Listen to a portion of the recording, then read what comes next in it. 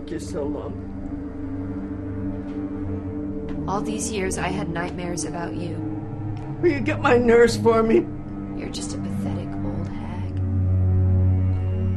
You can't hurt me anymore. No, you've always had a nasty mouth. The whole time we were in the attic, you talked about God and the Bible. Well, your mother spoiled you. I was doing God's work. God doesn't starve children. He doesn't beat them. That was you. You did that to us.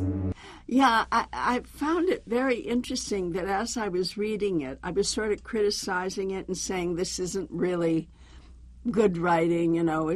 I had a bit of an attitude. The only thing is I couldn't put it down.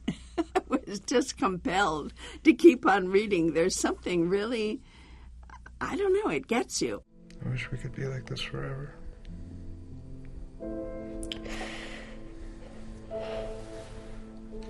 What's the matter? Hey.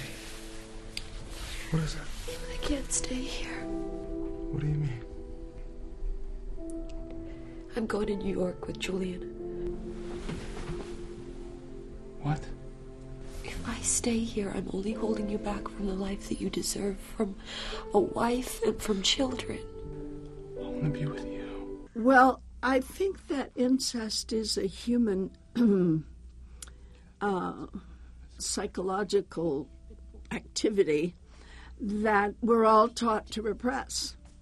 So whatever feelings we ever might have like that, we're taught to squash them down. And this book brings them to the light of day. And I think in a way it's a relief to hear someone talk about them, you know. The incest ban happens in the upper primates. The first one is father and son. In other words, in lower primates, there is no incest ban. But when it gets up to, I think, chimpanzees, there's a ban against mother and son, so that's repressed. And then the last one, before it gets to humans, is father and daughter. And that's in, I think, the gorillas.